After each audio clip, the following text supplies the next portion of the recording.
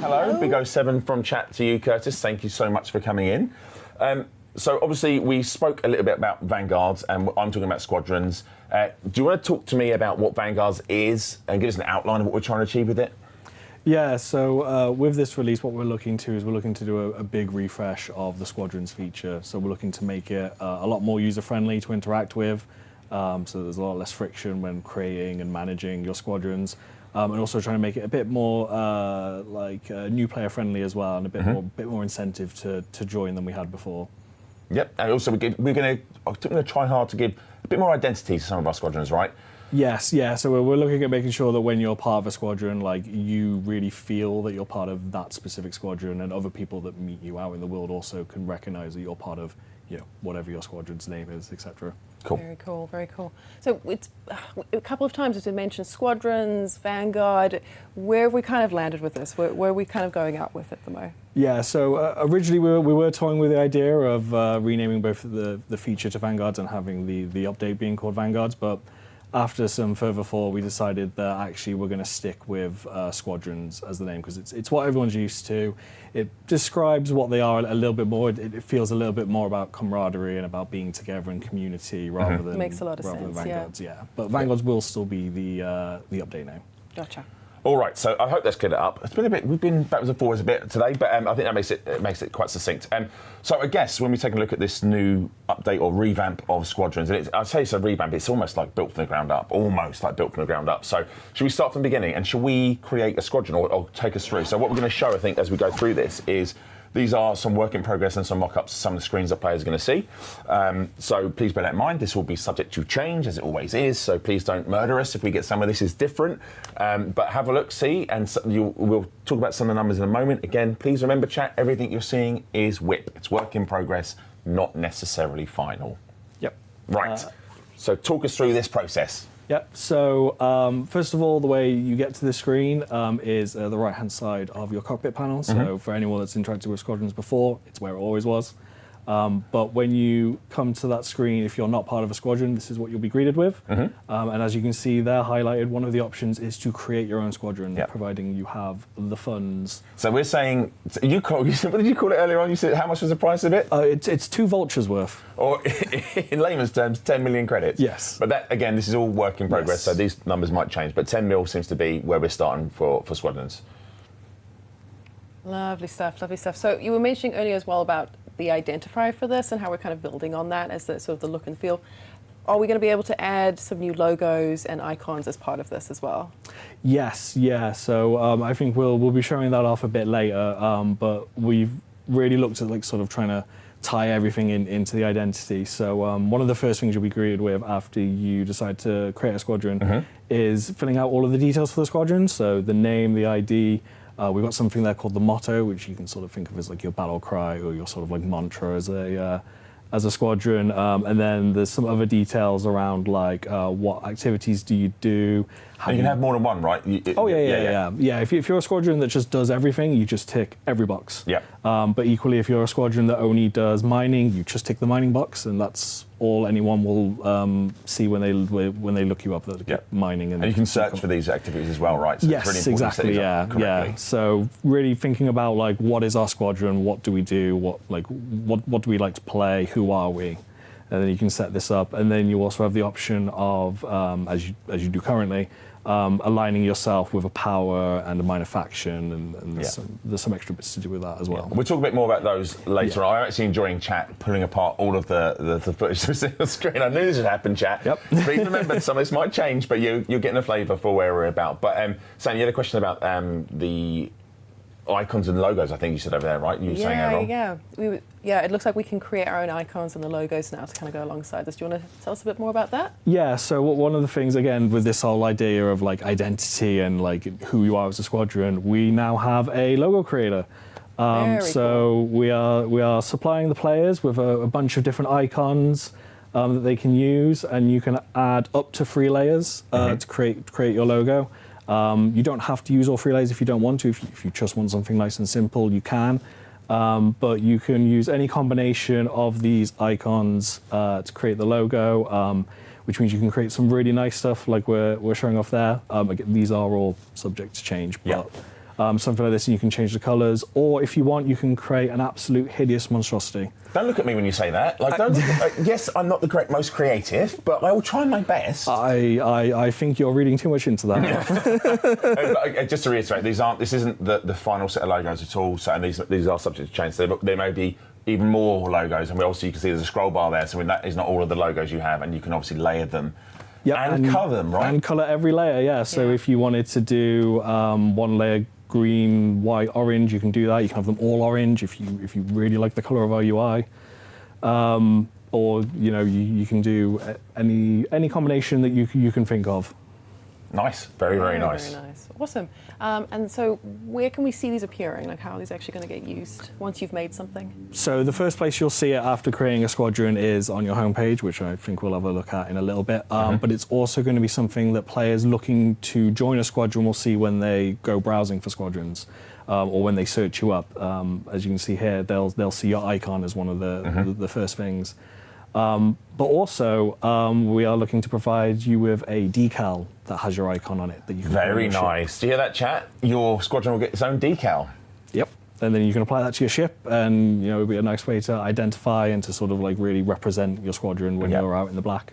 Bit of fame or bit of infamy, whichever one you're going to be doing, really. I guess, chat. I know which it's going to be, but still, I've got to give you the option, right? So that's really cool. Actually, I think allowing players that creativity to make their own logos and then see it out in the black is actually really, really exciting. And again, it goes back to cementing that squadron's identity within the galaxy. So it's really cool that you've done that. Yeah. But we're talking about our squadron that we're talking through this journey here, Curtis. So our squadron's now live. How would other commanders go about finding it? So that screen we saw earlier where you had a bunch of, that one there. So when you were on that big screen before where we chose to create a squadron, there was instead a button there that you could have used to go and search for a squadron. So if you're looking for a home rather than to create one of your own, you can go here and it pre-filters just basically a bunch of random squadrons.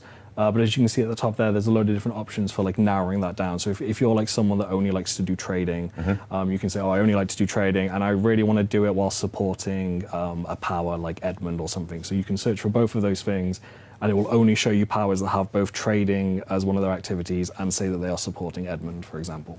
Nice. And then when you can click on these, and you have a little bit more information, right? Yes. You click on this and you basically get a bunch more information about the squadron. So you get to see how many players there are. It shows you their full suite of like tags and activities, what time zone they're in, roughly how often they play, like a bunch of other information like that. And we have a nice little activity feed that shows you like what they've been up to recently. So like Commander Bob. So this is equivalent of the squadron's Tinder profile, right? So this is where you get to look at what they're into. do you match with these people? You're going to swipe right in this squadron. I also like the fact you've got the commander portraits up there as well. That's really nice touch. That's a nice detail. Yes, and it also highlights if any of your friends are in the squadron as well. So if you've got any friends there, we'll let you know. Yeah, okay, so that's cool. So that's a really easy way to find a squadron, find one that appeals to you, filter it down, and take a bit more of a detailed look at what they've been up to. It's really cool. It shows activities as well that they've been doing, so you can get a real feel of like, this is the squadron for me. Yeah, and they've got timestamps on them as well, so you get a good idea of how active the squadron is as well, which is something we're quite keen on people being like, active while they're playing. Yes, very good, very good. Awesome. Okay, cool. So let's jump back to our squadron now, the one we were creating it earlier.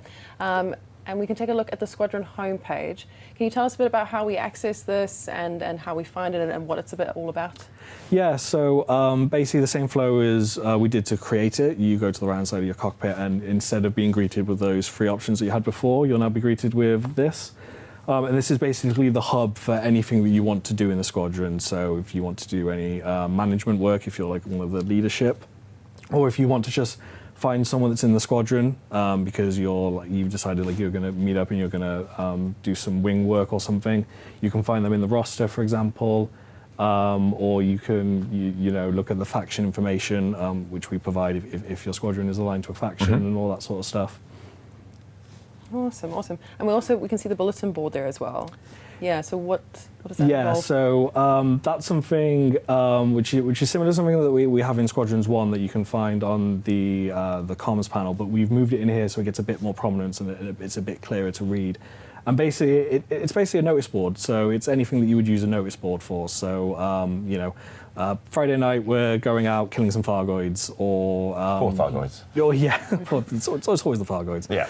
Or like, congratulations to Commander Bob for finishing his 100th colonization attempt. You know, that sort of stuff. Yeah. But I guess you could also use it, and the great thing about a bulletin board is it's impervious to time zones, right? So you'll be able to, if you have players that cross time zones, so they'll log in and see what the actual squadron's up to, and if perhaps you're trying to, I don't know, for argument's sake, push a minor faction somewhere in a particular system, you might want to leave a comment that says, hey, if you want to do it in this system so we can move that faction over. Maybe, perhaps, perchance, it's almost like these systems are linked together. Who knows? Yeah, that is possibly a use case for it if you wanted to do that. And also, as you say, if people are offline and they want to leave like instructions for the squadron, like this is our current goal, they can make a bulletin for it, and they can even pin it as well, so it doesn't get lost as well. Yeah, so you can pin your squadron, I guess your squadron's priority activity right at the top there. So that's really cool. Nice. All right, so obviously, assuming that the squadron that Sam and I create is going to be super popular, and now obviously we've got all of these people in our squadron. How do we manage them? What roles can we give them and stuff like that?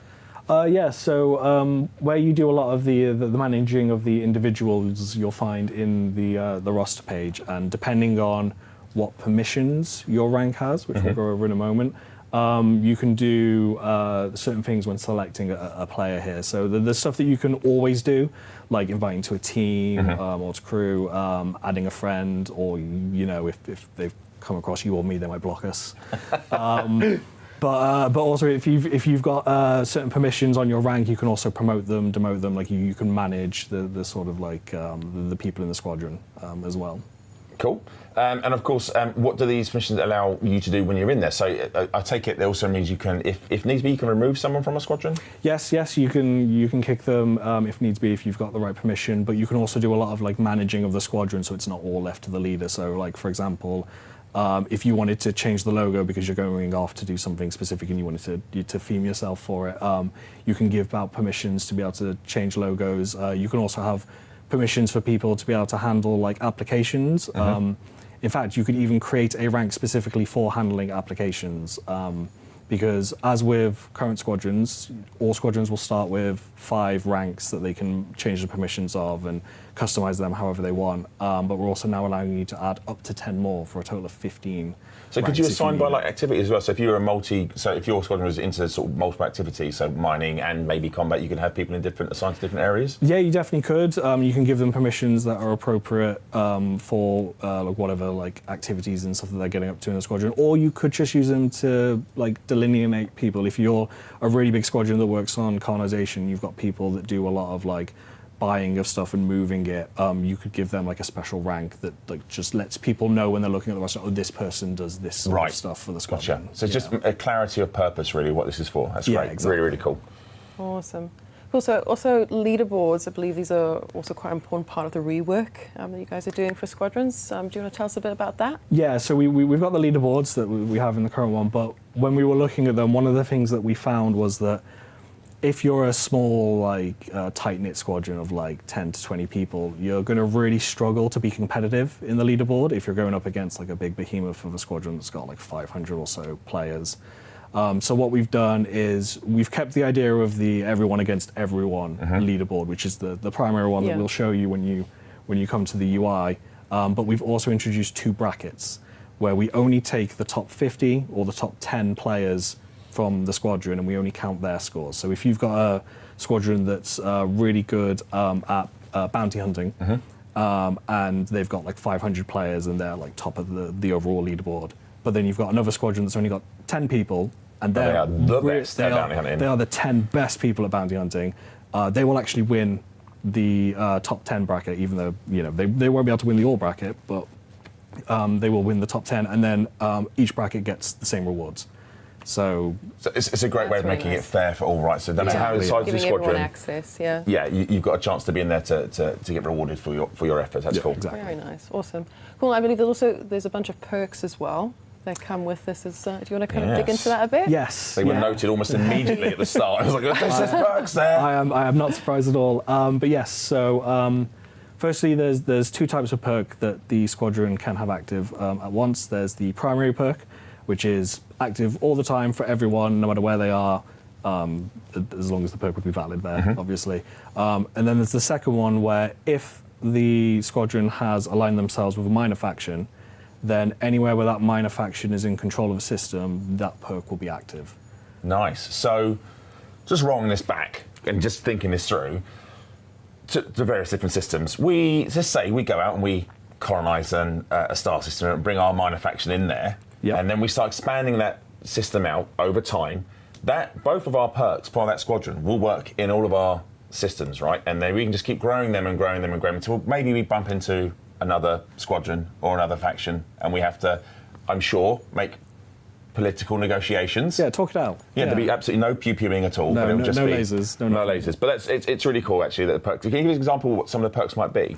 Yeah, so we've got some sort of simple ones like XP increase for when you're ranking up. So if your squadron really wants to get like everyone to like triple elite, you could activate one like that. To some slightly more like bespoke and specific ones, like reducing the synthesis cost of certain things like premium ammo and limpets and stuff like that. Also to some slightly more abstract ones like insurance for your cargo. So if your ship blows up, we will basically refund you the cost of some of the cargo that you brought, Nice. so that it wasn't a complete like waste getting blown up. So, and again, these are all subject to change, and we're working through some of these. Obviously, when we're looking at perks, I guess the difficulty for all of us is to make sure we don't do anything that's too egregious. Yes. And again, like anything, when we put this stuff into the game, we will be keeping a very close eye on what you do, which is probably not what we expect, but you will do it anyways. And then we might do some tweaking afterwards just to make sure there isn't a perk that's way too overpowered, etc., etc., etc. So just caveat that right now, chat. They're not final, and we will be looking at them after they go in, just to make sure we're not doing something too silly. The other thing I want to talk about that players may or may not notice on that home screen was there was something there that said bank, le banque. What is this all about? Yeah, so as soon as you create a squadron, you get access to a bank. And initially, it is just a bank, storing credits. You have these things that we have the concept of, which are called permission groups. If it helps, you can think of them as accounts. And what these allow you to do is these allow you to have stores of, in this case, credits, where multiple ranks can access the same permission group. But with different limits. So, for example, you might go, oh, okay, we want a fund for everyone's repair bill. So everyone, they can just take money out of the bank every week up to a limit to repair their ship and stuff. And for like the normal members, you might only give them like 500,000 credits, just a little bit, because you've probably got a lot of those members at that rank. But then maybe the officers get like 50 million or something like that. And that all comes out of the same bucket, but at different rates. And anyone with permissions can set up those permission groups and set the quotas that they can have. Yeah. So we're just picking subjects. Obviously, squadrons define what they want those buckets to be. So that's really, really cool. And you mentioned limits. Are there limits to what can be stored?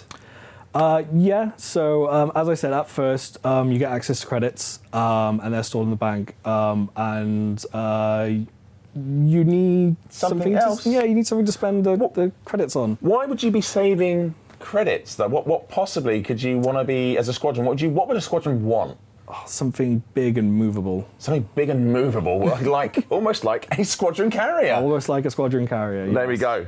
Here we go. There it is. And these are really cool, actually. So shout out to Simon and the team for putting this together. So you can actually put together a squadron carrier. Now, yes, it operates similar to a fleet carrier, but there are some significant differences here. So do you want to talk us through what's so special about this? Yeah, so first of all, obviously, as you can see, it's a bit bigger than a normal fleet carrier. So you can fit a lot of the squadron on there all at once. I can't wait for the videos of someone on the deck and everyone's lifting off at the same time. Oh, that's going to be epic. Absolutely epic. I want to see them. But also, with a normal fleet carrier, obviously, it's yours and you're the one managing it and you're the one deciding, where it jumps to and everything. But as a squadron, it's the squadron's carrier. So anyone with permissions can do that. So the leader doesn't always have to be there to manage where does it go. So you can have a captain and a first officer and a... Exactly. There we go. Yeah, exactly. You can live out your Star Trek dreams. Yes, you've seen me straight away. Okay, fine. But also one of the other benefits of getting the fleet carrier is obviously, as we can see, this one's quite a lot bigger than a normal one. And part of that is so that it's got some more storage space for a physical bank. So this one will be commodities, personal items, so that's like the goods and the assets that you get on foot and stuff. But also, you can store ships in the bank for your squadron. That's very useful. Yes. So you could imagine that perhaps maybe you're a mostly trading squadron, but some of your members want to try some combat out. So maybe some generous members of the squadron will put together some ships, put them in the bank, and then someone else from the squadron can take them out and can give them a test run, before sort of dedicating themselves to going through the process of setting one up themselves. There are some limits on what you can put on the ships. They will be explained to you when you try and put it on. The big one is there's no engineered modules, but you can outfit it in any way you want. So if you want to give them an A-rated Fer-de-Lance, you put that in the bank and someone else can take it out. Yeah. So there's a lot of stuff that's going on, and obviously cosmetics as well. We won't be able to, because they're linked to player accounts and stuff. But I think players will understand that part of it. Yeah. But I think the real cool thing about looking at, and there's a lot of the meta for this is going to blow my mind, because what Squadron will be able to do with this carrier is move it along. Now you can do it. It's just a Squadron carrier, but you can also use it to. We can have a squadron filled with mining craft, and you want to go to a certain area, and we use mining to influence the BGS, or you go to influence the whatever power play you want to be doing. These are real tactical units to be used by squadrons, and I can't wait to see how players will go through and start utilising this incredible new feature and all the facilities that come with it. So I think we have an idea, but as always with our players, you'll do something totally different, and we'll be like, oh, okay, yeah, we should have anticipated this, but we haven't. Before I ask you what you think players were going to do with this feature, is there anything you think we might have missed off there? So we're only still really scratching the surface. There's so much more to go into on this, but it's a really cool feature that's coming in and still scheduled for summer. So we're still looking forward to getting this out for you. How do you think players are going to interact with it? What do you think you're going to see? I think we're going to see a lot of things. I think we're going to see, the more obvious ones. Your groups that are around, doing certain activities like Fargoid hunting, trading, all that sort of stuff. I'm very looking forward to squadrons going out there and doing a lot of colonization and using the squadron bank for that and stuff like that. We're also hoping that with the sort of the new UI and the refresh and everything, that we'll see an influx of new players wanting to join squadrons, as we've made it hopefully a lot easier for them to join, and a lot more enticing as well, because there's a lot more practical benefit to joining a squadron now as well. So, new players helping them out, and just squadrons going around having fun and showing. Absolutely not fighting each other, but yes, absolutely not fighting each other. No, definitely not that. Yeah. Look, I think it's going to be great. I think it's a fantastic way. I think it's a fantastic mechanic for the game. As is, I think for all of our players that we have, I think it's going to be a wonderful tool for them to embrace. I've seen chat go off about it already. I think there's already significant communities in Elite, which we all know about anyway. So I think providing a tool that works as we intended. Now, we had a go at Squadrons the first time around. It didn't quite land how we wanted it to work. Very much like Power Play, we've come back and gone, look, actually, we there's merit in the idea, but actually we're going to deliver it in a way that's going to work for our players. So I'm really keen to see what they do, but also the part you touched on there.